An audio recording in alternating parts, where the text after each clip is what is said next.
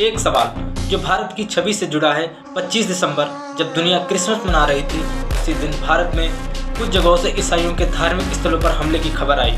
आरोप लगे कि ये सब कुछ कट्टर सोच से प्रेरित भीड़ ने किया है। सवाल ये नहीं है कि ये सब किसने किया है, सवाल ये है कि जिस विचारधारा का नाम बार बार आता है, क्या वो सच में संस्कृति है। और जब ऐसी घटनाओं से भारत की छवि पूरी दुनिया में सवालों के घेरों में आ जाए, तो इसे अखंड भारत कहेंगे या फिर क्रेप्स इंडिया कहेंगे। अगर आप नारे नहीं पूरा इतिहास समझना चाहते हैं तो इस चैनल को सब्सक्राइब करो, क्योंकि यहाँ सवाल छोड़े नहीं जाते हैं। साल 1925, ब्रिटिश राज देश आज़ादी के लिए लड़ रहा था। नागपुर में केशव बलराम हेडगेवार एक संगठन की नींव रखते हैं, आरएसएस। सवाल उठता है, जब देश अंग्रेजों से लड़ रहा था तो आरएसएस का मुख्य उद्देश्य आज़ादी नहीं बल्कि हिंदू समाज को संगठित करना क्यों था? क्या ये अलग सोच थी या फिर अलग दिशा?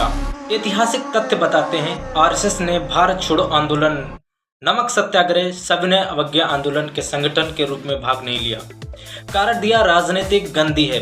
लेकिन आज सवाल यह है, जो राजनीतिक से दूर था वो सत्ता के इतना पास आखिर पहुंचा कैसे? आरएसएस की विचारधारा हिंदुत्व आलोचक कहते हैं, जब विचारधारा हम और वो में बढ़ती है तो जमीन पर टकराव अपने आप पैदा हो जाता है। क्या यही वजह है कि कभी मस्जिद, कभी चर्च, कभी त्योहार निशाने पर आते हैं और हर बार सवाल उठाने वाला राष्ट्र विरोधी क्यों कहलाता है? शिक्षा में विद्या भारती, कैंपस में एबीवीपी, धार्मिक स्थानों पर वीएचपी, सड़कों पर बजरंग दल और सत्ता के केंद्र में बीजेपी।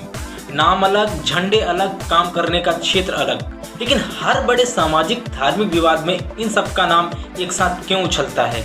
आरएसएस कहता है यह स्वतंत्र है, सिर्फ प्रेरित है। लेकिन अगर पेड़ा एक ही हो तो जमीन पर असर एक जैसा क्यों दिखता है?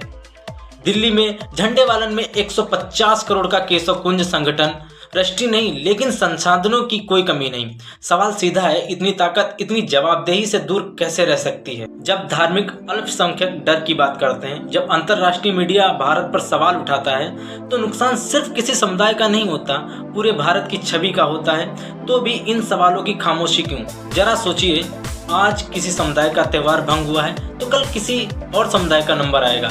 और जब आपका बच्चा पूछे क्या भारत सबका था, तो क्या आपके पास ईमानदार जवाब होगा या नहीं? अगर आप चाहते हैं कि भारत की पहचान डर से नहीं सवाल से बने, तो इस चैनल को सब्सक्राइब कीजिए। अगले वीडियो में हम आपको बताएंगे कि ये सोच भारत के भविष्य को कहां ले जा रही है।